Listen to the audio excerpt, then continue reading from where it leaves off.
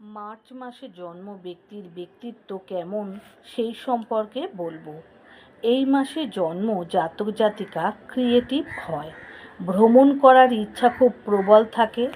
এরা একাও ঘুরতে বেরিয়ে পড়ে, খুব বেশি বন্ধুত্ব করে না।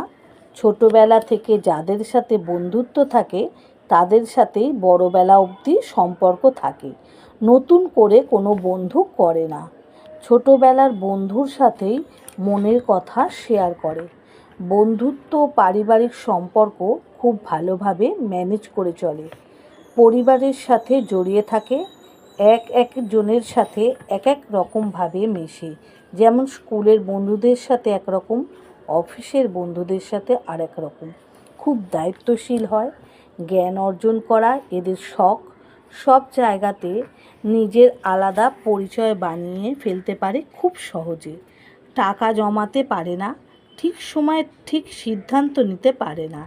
এরা খুব বিশ্বাসী হয়, চোখ বন্ধ করে ভরসা করা যায়। এরা কারুর সাথে বিশ্বাসঘাতকতা করে না। এরা খুব গোপনীয়ভাবে কাজ করতে পারে।